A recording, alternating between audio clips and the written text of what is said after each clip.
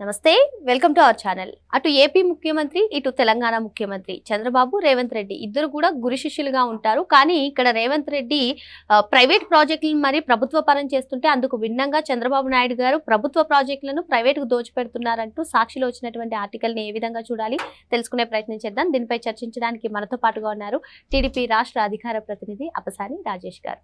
నమస్తే సార్. నమస్తే సార్, ఇటీవల తెలంగాణలో ఒక ప్రపోజల్ సార్, మెట్రో రైలుకి సంబంధించి ఎల్ఎన్టీ నుంచి అంటే ప్రైవేట్ సంస్థ నుంచి ప్రభుత్వంలోకి స్వాధీనం చేసుకోవడానికి ఏకంగా 15,000 కోట్ల రూపాయలను ఖర్చు పెట్టి మరీ స్వాధీనం చేసుకున్నారు. కానీ అందుకు భిన్నంగా ఇక్కడ చంద్రబాబు నాయుడు గారు మెడికల్ కాలేజెస్ పైన కనీసం 5,000 కోట్లు కూడా ఖర్చు పెట్టలేనటువంటి పరిస్థితి. మరి ఇప్పుడు రేవంత్ రెడ్డి గారికి బహుశా ఇదే అనుకుంటాను, ప్రభుత్వ పరంలోకి ప్రైవేట్ యాజమాన్యంలో నడిచేటువంటి ప్రాజెక్టులను తీసుకోవడం అంటూ సాక్షిలో ఒక ఆర్టికల్ వచ్చేసింది. మరి దీని పరంగా చూసుకున్నట్లయితే నిజంగా చంద్రబాబు నాయుడు గారు అన్ని ప్రాజెక్టులను కూడా ప్రైవేట్ వ్యక్తులకు దోచిపెడుతున్నారా? అసలు ఈ ప్రైవేట్ సంస్థలకు అప్పజెప్పడం మీద వచ్చినటువంటి ఆర్టికల్ని ఎలా చూడాలంటారు? అంటే ఇవాళ జగన్మోహన్ రెడ్డి రాజకీయ ఎజెండాలో భాగంగా ఆయనకి వ్యక్తిగతంగా ఎలివేషన్ ఇస్తూ ఆయన రాజకీయ ప్రత్యర్థుల వ్యక్తిత్వానికి పాల్పడటం తప్ప రెండో ఎజెండా లేని సాక్షి పత్రిక. ఆ సాక్షి ఛానల్లో పనిచేసే సహజంగా మనకు ఒక సామెత ఉంది. సామెత కాదు, నానుడి కూడా. మనం ఏమనుకుంటామంటే జుట్టు నెరిసిన వాళ్ళందరూ మేధావులు అని చెప్పని లెక్కేసుకుంటాం మనం. సహజంగా వయసు వచ్చి ఆ వయసుకు తగిన హుందాతనాన్ని ప్రదర్శించిన వాళ్ళని కుటుంబంలో అయినా గ్రామాల్లో అయినా ఏమంటారు అంటే, ఆ మర్రి చెట్టుకు వచ్చినాయి వయసు నీకు వచ్చినాయి, వయసుకు తగిన హుందాతనం పెద్దరకు నీ దగ్గర ఏది అని చెప్పని అంటారు. అలాగే ఈ కొమ్మినేని శ్రీనివాస్ అని ఆయన కూడా, ఆయన చాలా సీనియర్ జర్నలిస్ట్ అయితే అయి ఉండొచ్చు, చాలా సుదీర్ఘకాలంగా పత్రికా రంగంలో ఉండొచ్చు. కానీ ఏ రోజైతే జగన్మోహన్ రెడ్డి దగ్గర కిరాయికి తన తల తాకట్టు పెట్టాడో ఆ రోజే అతని వ్యక్తిత్వాన్ని అతన్ని చంపుకున్నాడు. ఒక అసంబద్ధమైన అవగాహన రాహిత్యపు రాతలు రాసుకుంటా జగన్మోహన్ రెడ్డికి రాజకీయంగా ప్రత్యర్థులు ఎవరుంటే వాళ్ళ వ్యక్తిత్వానికి పాల్పడుతూ, వాస్తవంగా అయితే ఇతను కృష్ణరాజు అనే అతను సాక్షిలో జరిపిన చర్చ సందర్భంగా రాజధాని ప్రాంతాన్ని, రాజధాని ఇరుగు పొరుగు ప్రాంతాలని, ఆ ప్రాంత మహిళల్ని అవమానించే చర్చకి ఇతను బాధ్యుడు అయ్యుండి, ఆ చర్చ జరుగుతున్న సందర్భంగా ఆ చర్చలో పాల్గొంటున్న కృష్ణరాజు అభ్యంతరకర వ్యాఖ్యలు చేస్తున్నప్పుడు ఇతను ఎకిల్ నవ్వులు నవ్వుకుంటా మోడరేటర్గా ఆ చర్చను కొనసాగించిన సందర్భంలోనే మామూలుగా అయితే ఆ ప్రాంత మహిళలు జుట్టు పట్టుకొని ఇడ్చుకొట్టుండాల్సింది. కానీ ఆ ప్రజలు సమయంలో పాటించారు. ఈరోజు కూడా జగన్మోహన్ రెడ్డికి రాజకీయ ప్రత్యర్థులుగా ఉన్నారు కాబట్టి చంద్రబాబు నాయుడు గారిని అసంబద్ధ అవగాహన రాహిత్యపు ప్రతిపాదనతోటి రేవంత్ రెడ్డి గారు ఏదో ఘనకార్యం చేస్తున్నాడు, చంద్రబాబు నాయుడు గారు అన్ని ప్రైవేటు పరం చేస్తున్నాడని చెప్పని మాట్లాడుతున్నాడు. ఎస్, నిజంగానే పబ్లిక్ సెక్టార్లో దేనైనా కాపాడితే దానికి కీర్తించాలి, క్రెడిబిలిటీ ఆపాదించాలి అనే కొమ్మినేని శ్రీనివాస్ భావిస్తుంటే, మరి 5 ఏళ్ల జగన్మోహన్ రెడ్డి పాలనా హయాంలో విశాఖపట్నం స్టీల్ ప్లాంట్ని మేము 100% డిజిన్వెస్ట్మెంట్ చేయబోతున్నాం అని పార్లమెంటు వేదికగా పదే కేంద్ర ప్రభుత్వం నొక్కి ఒక్కాణిస్తూ ఉన్న సందర్భంలో ఈ జగన్మోహన్ రెడ్డి చేతగాని దద్దమ్మలాగా 11 మంది రాజ్యసభ సభ్యులు, 22 మంది లోక్సభ సభ్యులను పెట్టుకొని ఒక్క క్షణం కూడా పార్లమెంట్లో అంశం గురించి ప్రస్తావించకుండా, కేంద్ర ప్రభుత్వాన్ని నిలదీయకుండా, సభను స్తంభింపజేయకుండా తన పదవీకాలం గడుపుతున్నప్పుడు మరి కొమ్మినేని శ్రీనివాస్కి అది ఆక్షేపణ ఎందుకు అనిపిలా?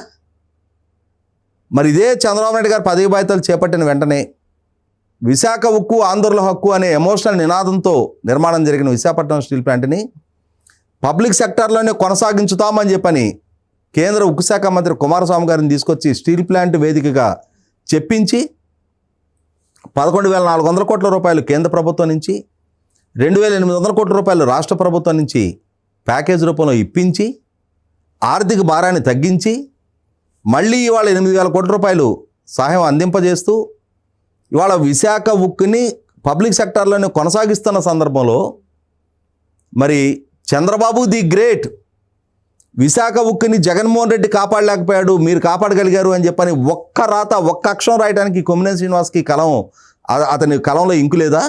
లేనిది అతనికి మనస్కరించలా, ఆ చిత్తశుద్ధి అంకితభావం లేదు, మంచిగా గుర్తించాలనే నైజం అతనిలో లేదు.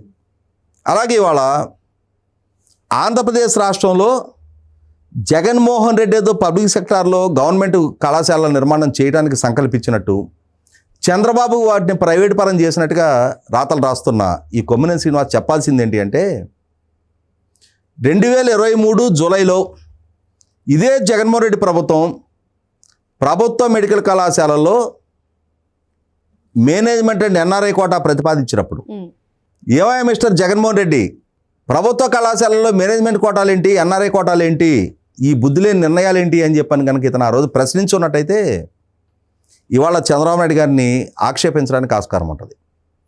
జగన్మోహన్ రెడ్డి కాలేజీల నిర్మాణం కోసం నేషనలైజ్డ్ బ్యాంకులకి దరఖాస్తులు పెట్టాడు ఫండింగ్ చేయమని. ప్రభుత్వ కళాశాలలకు మేము ఫండింగ్ చేస్తే రేపు రీపేమెంట్ సోర్స్ ఏంటి అని బ్యాంకులు అడిగితే 50% సీట్లు మేము మేనేజ్మెంట్ కోటా ఎన్ఆర్ఐ కోటాలో భర్తీ చేస్తాం, వాళ్ళకి ఇంత ఫీజులు నిర్ణయిస్తున్నాం, ఆ ఫీజులు మేము మీకు లోను రీపేమెంట్ కదా కడతామని చెప్పని జగన్మోహన్ రెడ్డి ప్రభుత్వం జీవోల రూపంలో నిర్ణయం వెలువరించింది. అయినా బ్యాంకులు కన్విన్స్ కాల. ఇవాళ చంద్రబాబు నాయుడు గారి ప్రభుత్వం ఏ పాలసీ జగన్మోహన్ రెడ్డి ప్రతిపాదించాడో అదే పాలసీని కొనసాగిస్తూ బ్యాంకుల నుంచి లోన్ తెచ్చి అదొక రుణంగా మారటం కాకుండా పబ్లిక్ ప్రైవేట్ పార్ట్నర్షిప్లో కాలేజీలు నిర్మాణం చేయాలని చెప్పని సంకల్పించింది. అంటే నాడు మేనేజ్మెంట్ ఎన్ఆర్ఐ కోటాన్ని ప్రతిపాదించిన జగన్మోహన్ రెడ్డి గురించి వ్యాఖ్యానించని రాతలు రాయని కొమ్మినేనికి ఇవాళ చంద్రబాబు నాయుడు గారు పీపీపీ మోడ్లో నిర్మాణం చేయించుతుంటే మాత్రం ఎక్కడ లేని ఆక్షేపణ వ్యక్తం అవుతుంది. ఇక్కడ ఇదే కొమ్మినేని శ్రీనివాస్ చెప్పాల్సింది ఏంటి అంటే, ఇదే జగన్మోహన్ రెడ్డి పాలనా హయాంలో గంగవరం పోర్టు, ఆ పోర్టు యాజమాన్యపు షేర్లు అదానీకి బదలాయింపు జరిగితే రాష్ట్ర ప్రభుత్వ వాటాగా ఉన్న షేర్లను కూడా జగన్మోహన్ రెడ్డి ఎందుకు అదానీకి అమ్మాడు, ఎందుకని? అది బీఓటీ పద్ధతిలో నిర్మాణం చేయబడ్డ port, bill to operate and transfer.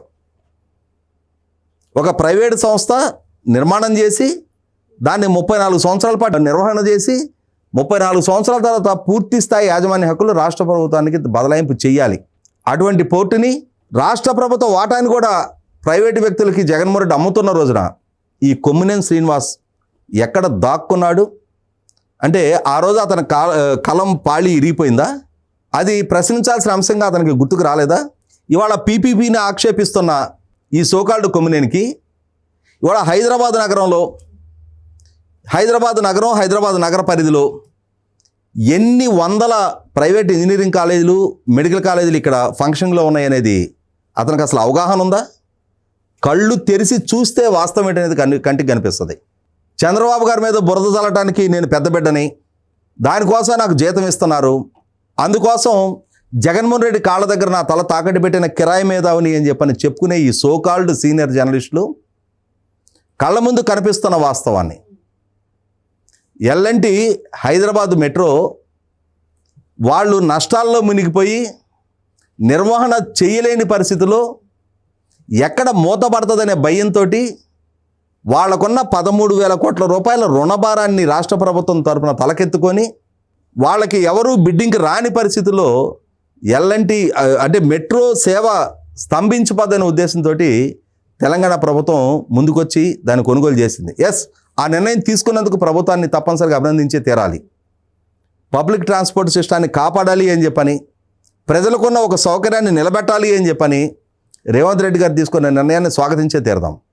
అలా అని చెప్పని రేవంత్ రెడ్డి గారు మాత్రమే ఘనకార్యం చేసినట్టు, ఇక చంద్రబాబు నాయుడు గారు మాత్రం చాలా ప్రజాకంటక పాలన చేస్తున్నట్టుగా ఈ కొమ్మినేని శ్రీనివాస్ రాయటానికి సంకల్పిస్తున్నది చూస్తుంటేనే నేను ఇప్పుడు చెప్పిన స్టీల్ ప్లాంట్ అయినా, అక్కడ రాష్ట్రంలో జరుగుతున్న అభివృద్ధి ప్రణాళికలైనా, ఇవాళ దేశంలోని 27 రాష్ట్రాలు కలిపి 74.7% పెట్టుబడి ప్రతిపాదనలు దక్కించుకోగలిగితే ఒక్క ఆంధ్రప్రదేశ్ రాష్ట్రం 25.3% పెట్టుబడి ప్రతిపాదనలు దక్కించుకోగలిగింది. నిన్న ఒక్క రోజునే ఎస్ఐపిబి ద్వారా 2 లక్షల కోట్ల రూపాయల పెట్టుబడి ప్రతిపాదనలకి ప్రభుత్వం క్లియర్ చేసింది.